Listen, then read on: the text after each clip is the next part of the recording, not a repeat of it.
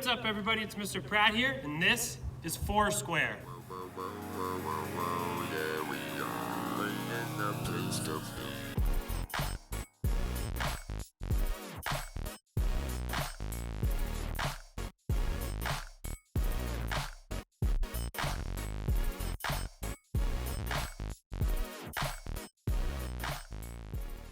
So as you know, I'm always bringing you accessible, modifiable, and engaging content, and today's video is going to feature a game called Foursquare. Foursquare is a classic childhood game that many viewers will remember playing in their elementary school days and maybe in their middle school days. It's a simple striking and receiving game where you're trying to move the ball from one square to another, doing your best to make your way from the bottom square, number 4, all the way up to the top square, number 1.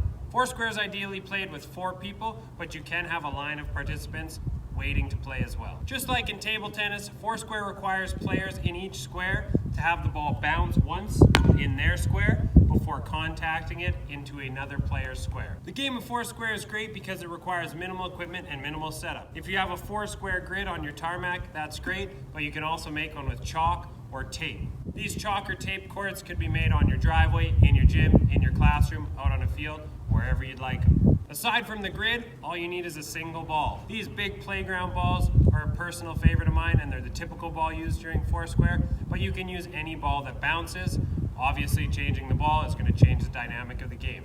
You could use something small like a tennis ball for a bit of added challenge, or maybe you could use something bigger that bounces a little slower for younger students. So that's your basic overview of the game Foursquare, and now we're going to dive into learning some of the finer details. So in Foursquare, as I mentioned earlier, your objective is to make it from the bottom of the square all the way to the top. The squares are marked numbers 4, 3, 2, and 1, or sometimes they're marked D, C, B, and A. Either way, you're trying to get up to that number 1 or that A grid. So to start a game of Foursquare, the player in the number 1 grid always serves. And that's why you see this diagonal line splitting my square into 2 halves.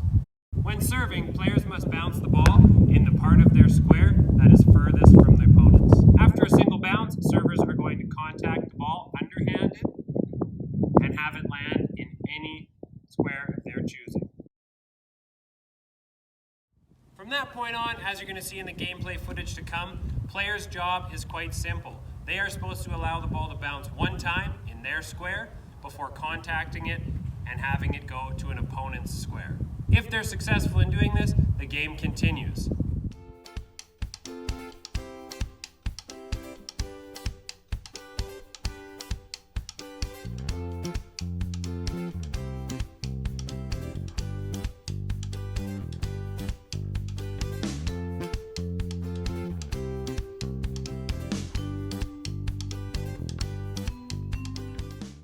A few ways the game can stop is if a player contacts the ball and it goes outside of the grid, hits a line, or double bounces in any player's square.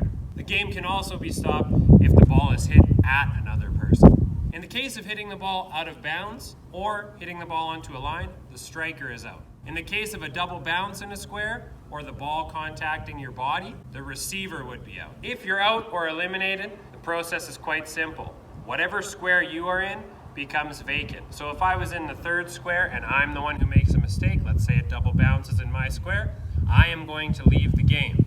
As I exit my square, anybody who's in a square below me will move up. So 4 would move into 3, and any waiting players would move on to the 4th square. If we had no waiting players, I would simply move to the 4th square, and the 4th square player would move up to the square number 3. Now another example would be if the person in the 1st square gets eliminated. Then everybody is going to move up. So if I make a mistake and I'm at the top of the grid, I'm going to exit the game, and 2 is going to move into 1, 3 is going to move into 2, 4 is going to move into 3, and a new player is going to join the game. Again, if there's no new player, I would simply move down to the 4th spot. Everybody else would move up a square, and we'd continue playing. So there you have it. That's the basics of Foursquare. A couple modifications you should probably keep in mind. First off is how you contact the ball is up to your discretion.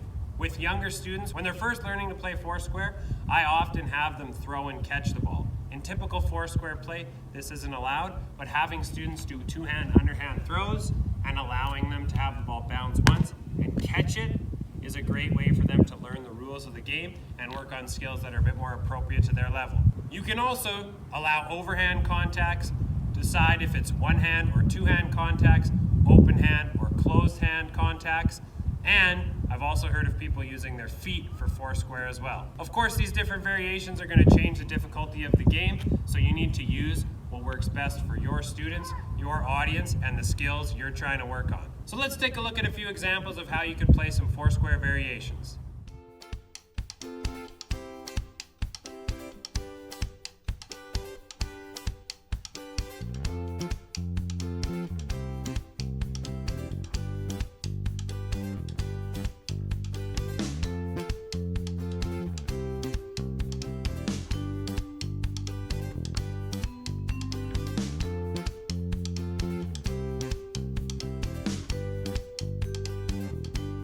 Alright everyone, so that about does it for our video on Foursquare. As I said earlier, Foursquare is one of those classic recess games. It's great to have in your back pocket, great to teach students as they'll be out playing it at recess and on their own free time, after school, before school. All they need is a ball and they can get going on their own. Another great thing of Foursquare is it requires very minimal adult supervision. And if you teach the rules properly, students are able to police this game, referee this game, and monitor it all on their own. And of course, an added benefit of Foursquare is the minimal equipment, minimal setup, and the ability to play it in really any open space with a single ball. So I hope you enjoyed this video on Foursquare. Please remember to hit that subscribe button down there. Sign up for notifications if you'd like to be the first to see my weekly content. Like and share away. But for now, this is Mr. Pratt signing off from Foursquare.